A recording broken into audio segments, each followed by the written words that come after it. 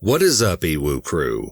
Today we are exploring 3 more cold cases that have already been solved at the beginning of 2021. Let's get into it. The first case we're taking a look at is a bit unusual, as due to strange circumstances, it wasn't declared a cold case until much later than may be expected. 18-year-old Angie Dodge was living in Idaho Falls, Idaho, when she didn't show up for work on June 13, 1996. Growing worried, 2 of her colleagues went to her apartment, hoping to find her, but upon arrival, they were horrified to discover Angie's body in her bedroom with her throat cut. Investigators quickly determined that she had been killed in the early hours of that morning and assaulted. From the DNA evidence they collected on her body, they assumed that there had only been one assailant who attacked and killed Angie. The police ran the DNA sample that they had collected, but it didn't match anyone in their system. Though it took months to find a suspect, by January 1997, 19-year-old Christopher Tapp was named as the case's prime suspect. However, the DNA evidence didn't match Tapp, and it seemed to point to someone else being Angie's killer. And yet, the police weren't deterred. Even without physical evidence, they still believed that Tapp had to be involved in Angie's death. The explanation was that multiple people had been there when she died, and Tapp was one of them, even though the DNA said otherwise. During intense interrogations, Tapp eventually confessed to Angie's murder and even gave the names of his alleged accomplices, though the DNA didn't match any of the people he named. Despite this issue, the case was taken to trial. In 1998, the jury found Tapp guilty, and he was sentenced to 30 years in prison for Angie's murder and assault. It appeared that Angie's murder had been swiftly solved and her killer caught, but that wasn't the case at all. Tapp repeatedly appealed his sentence, proclaiming his innocence, and though he was consistently denied, he eventually found an unlikely supporter, Angie's mother, Carol Dodge. Though she had previously tried to have him receive the death penalty for her daughter's murder, Carol no longer believed that Tapp was guilty, and she began to fight to have him released. After over a decade in prison, the Idaho Innocence Project became involved in Tapp's case. Still, it took many long years to have Tapp's guilt reevaluated. He ended up spending 20 years in prison before it was revealed that Tapp's confession had been coerced, and that during the process, he had been threatened by the police. It is reported that Tapp's interrogation had lasted nearly 30 hours. He later explained the frustrating ordeal, saying, "It was a forced and false confession. I was lied to, I was tricked, I was manipulated. I believed in my heart of hearts that I was doing the right thing with the police." As he had been wrongly convicted, Tapp was finally released in 2017. Investigators then reopened Angie's case, designating it a cold case, as many of their only leads had centered around Tapp as her killer. They eventually brought in Parabon Nanolabs to help identify the person who had actually left the DNA sample on Angie. It wasn't until May 6, 2019 that the name of Angie's real killer was found: Brian Drips. Tapp was officially exonerated that year, as he had been wrongly accused and locked in prison for 20 years for a crime he didn't commit. Tapp is currently seeking a wrongful conviction lawsuit with a federal jury. He has lamented, "I lost the opportunity to raise a family, pursue a career, and to share in the most basic freedoms that we all live for." Even still, he explained in an interview his utmost admiration for Carol's strength in this case, as a mother who was able to set aside her own anger and grief to go back and do the research that would lead to his justice. Tapp spoke, In the scheme of life, what's 20 years? She lost her daughter. She lost a part of her. With real evidence against Drips, investigators looked into his past and discovered that he had lived across the street from Angie at the time of her death. On May 10th, police went to Drips' new address in Caldwell, Idaho, where they saw him smoking outside his house.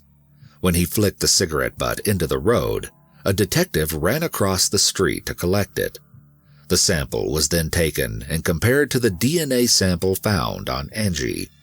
It came back as a match. Though he was arrested on May 15, 2019, it wasn't until much later that he confessed to the crime.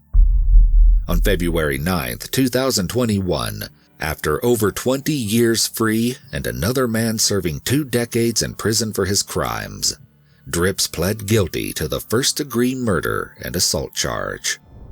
While in court, he admitted that he had intended to assault Angie, but that he had no memory of killing her, saying, quote, "I didn't mean to murder her." Though he never admitted to killing Angie, he also never denied it.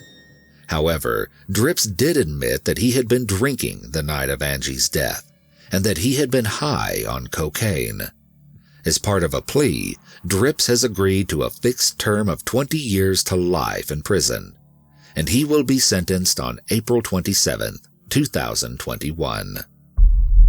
Angie's family has expressed great relief at the conclusion of her case, and happiness to see that the right man is finally in jail.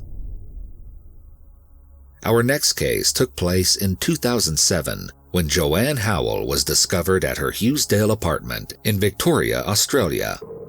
51-year-old Joanne was a talented singer with a beautiful voice who had performed on the Australian music show Countdown in the 1970s. Before her death, she had been working as a data entry operator at a security company. On April 21, 2007, around 11:20 p.m., Joanne was found by her boyfriend after being attacked in her apartment. She had been beaten and strangled. Her boyfriend, Paul Charlton, called emergency services immediately upon finding her. At the time, Joanne was believed to still be alive when she was discovered, and so the paramedics were called to save her. However, it was sadly reported that she died at the crime scene, likely before the paramedics even arrived. The police believed that Joanne had known the person who attacked her, as she had likely let them into her home. Knowing this piece of information, the first suspect in the case was Joanne's boyfriend, Charlton, who described himself as a pub karaoke king, as he was a host for karaoke events. Charlton was arrested at the scene of Joanne's death. After extensive interviews and continual denial, he was later released by police, but not entirely cleared of suspicion.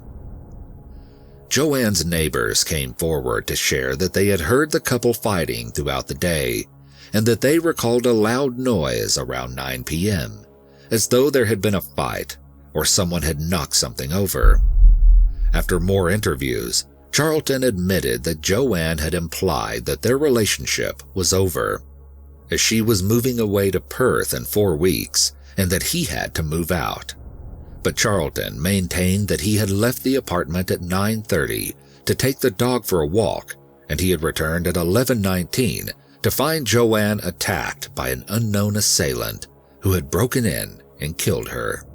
Yet there was no sign of a struggle at the scene, and nothing was stolen from Joanne's apartment, nor was she assaulted, casting skepticism on Charlton's statements.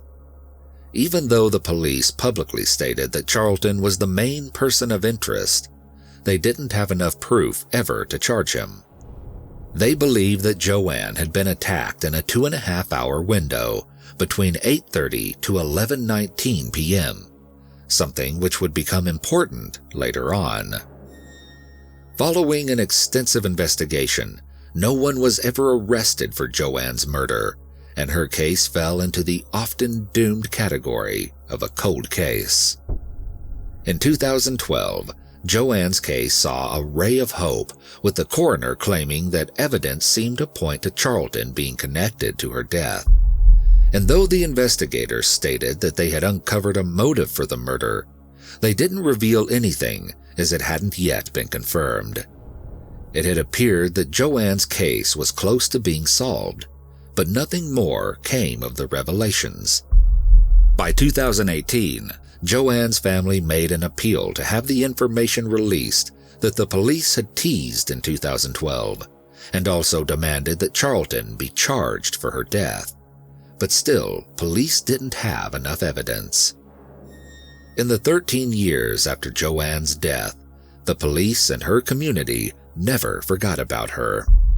In 2020, Joanne's case was given a new inquiry. The police created a digital composite image of the man that was seen by witnesses acting suspiciously near her apartment around the time that she died. The hope was that someone would recognize the picture and come forward. Investigators also managed to drastically narrow down the window that she was attacked to the exact space between 9 p.m. and 9:15. It was this new time frame for Joanne's death that helped to eventually crack her case, as the small window in which she was attacked cast doubt on some of the testimonies given during the investigation. Specifically, Charlton's claims that Joanne was fine when he had left the apartment at 9:30 to walk the dog, and that she had been attacked sometime after that, before he returned. In early January 2021, Charlton, now aged 66, was arrested and re-interviewed with the new evidence in mind. Since Joanne had been strangled before Charlton left to walk the dog, it became glaringly clear to investigators that he had been the one to attack her. On January 6th, he was officially charged with Joanne's murder. He is set to be in court in June of 2021. Joanne's sister Lisa recently commented on the situation, saying, "We talk about it on any birthday, Christmas, on special occasions, Joe's birthday, the day it happened. We get together and talk about it as a family. So we have been waiting for that phone call to happen for so long that it's surreal. We are so grateful as a family." The last case we have for you today was solved untraditionally, as it began with the suspect being caught before all the crimes were known. On April 15, 2000, the body of Christiana Logan was discovered in Toledo, Ohio. The 19-year-old was found strangled in her apartment. An autopsy revealed that she had been assaulted before she died. DNA samples were taken from the scene, but they weren't found to match anyone known in the system, nor did they match with Christiana's boyfriend, who had initially been arrested and charged with the murder. But surprisingly, the sample did match 2 other cases. The same DNA was found in the case of an abduction and assault of a 17-year-old, who had been taken from a parking lot before being released in August 2000, as well as the abduction and assault of a 13-year-old girl taken from a bus stop in October 2000. Even though the police knew that the same perpetrator was guilty of at least 3 crimes, they had no suspects. Christiana's boyfriend had the charges against him dismissed when the DNA wasn't a match, and so they wouldn't have a suspect for a few decades, as all 3 cases went cold. Because the mysterious unknown suspect had attacked his victim so frequently, the police believed that he would strike again. But when no other cases were uncovered, they assumed that he might have moved away from the area or died. It wasn't until 2 decades later that they would hear again from the perpetrator. In November 2020, 54-year-old Kenneth M. Marshall was arrested in Hammond, Indiana, for an incident of criminal confinement and serious bodily injury. During his arrest, the Lake County Sheriff's Department took a DNA sample from Marshall as part of the standard procedure. This sample was then entered into a national DNA database. Within months of Marshall's DNA being taken, the state of Ohio's Bureau Criminal Investigation Laboratory discovered that he matched one of their unsolved cases. After looking deeper, they realized that he matched 3. On January 4th, 2021, the Ohio police were able to link him to Christiana's murder and the 2 other assaults. After 2 decades, the series of crimes targeting women in Toledo, Ohio during 2000 were finally solved. It hasn't yet been ruled out that Marshall may have committed other attacks in the years between his arrest. On the 15th, Marshall was officially charged with aggravated murder and felonious assault. He will also be charged with the specification of being a repeat violent offender. He was extradited back to Ohio and arraigned, with his bail set at $1.3 million. These 3 cases are just the beginning of a year that is expected to see even more cold cases finally solved.